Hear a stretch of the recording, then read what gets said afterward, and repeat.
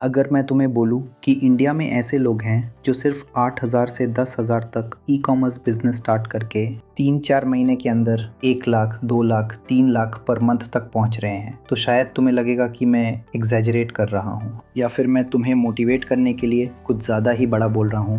लेकिन सच ये है कि ये पॉसिबल है, लेकिन सिर्फ उन लोगों के लिए जो ब्लाइंडली प्रोडक्ट चूज़ नहीं करते, जो सिर्फ दूसरों को देख के कॉपी पेस्ट नहीं करते बल्कि एक प्रॉपर सिस्टम फॉलो करते हैं। और आज के इस वीडियो में मैं तुम्हें वो complete system step by step समझाने वाला हूँ, इंडियन मार्केट के हिसाब से ग्राउंड रियलिटी के साथ, बिना किसी फेक प्रॉमिस के, बिना किसी शॉर्टकट के, सिर्फ रियल स्ट्रैटेजी के साथ। देखो, रोज़ मेरे पास मैसेजेस आते हैं, लोग पूछते हैं कि सर लो बजट में ई कॉमर्स कैसे स्टार्ट करें, सर कौन सा प्रोडक्ट बेस्ट रहेगा। और मैं हमेशा एक बात बोलता हूँ जो थोड़ी बुरी लगती है लेकिन सच होती है, और वो ये है कि ई कॉमर्स में पैसा प्रोडक्ट से नहीं डिसीजन से बनता है। और सबसे डेंजरस चीज़ क्या है, ये जो इंटरनेट पे दिखाया जा रहा है कि 10,000 रुपये में बिजनेस स्टार्ट करो और लाखों कमाओ, ये सब हाफ ट्रुथ है। अगर तुम सच में ई कॉमर्स बिजनेस स्टार्ट करना चाहते हो तो तुम्हें पहले एक बेसिक रियलिटी समझनी पड़ेगी।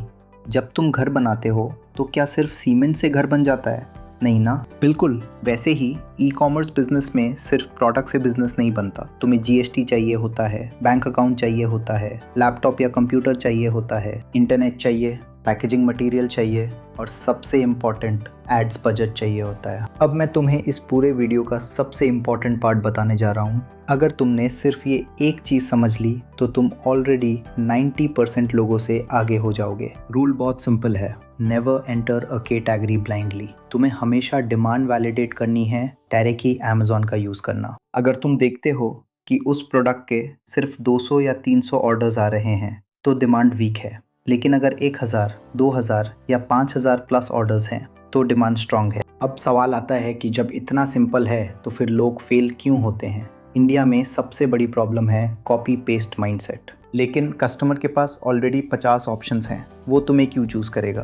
तुमने क्या डिफरेंशिएट किया? अब मैं तुम्हें वो हिडन फ्रेमवर्क बताने जा रहा हूँ जो सक्सेसफुल सेलर्स यूज़ करते हैं लेकिन ओपनली कोई बताता नहीं है। तुम्हें हमेशा ऐसे प्रोडक्ट्स चूज़ करने हैं जो नॉन फ्रेजाइल हो, यानी जो ईजिली ब्रेक ना हो, क्योंकि रिटर्न्स प्रॉफिट ख़त्म कर देता है। तुम्हें लाइट वेट प्रोडक्ट्स चूज़ करने हैं और जिनकी डिमांड कंसिस्टेंट हो, ना कि सिर्फ सीजनल।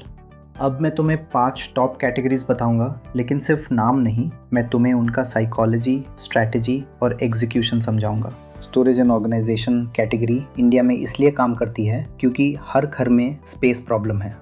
कार एक्सेसरीज एक इमोशनल कैटेगरी है। ऑफिस और स्टडी डेस्क प्रोडक्ट्स का डिमांड कंटिन्यूसली बढ़ रहा है।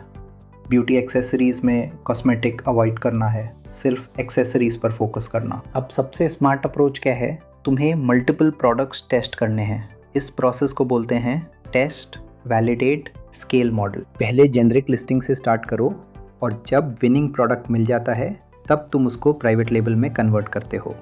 मैं बस एक बात बोलूँगा और ये सबसे ऑनेस्ट बात है, ई कॉमर्स ईजी नहीं है लेकिन सिंपल है अगर तुम पेशेंस रखते हो। आज अगर तुम स्टार्ट करते हो तो पहले 2-3 महीने टफ होंगे, लेकिन अगर तुम टिक गए, एक दिन तुम रियलाइज़ करोगे कि तुमने सही डिसीजन लिया था। अगर तुम सीरियसली ई कॉमर्स स्टार्ट करना चाहते हो तो कमेंट करो स्टार्ट, और मैं नेक्स्ट वीडियो में तुम्हें लाइव प्रोडक्ट रिसर्च करके दिखाऊंगा।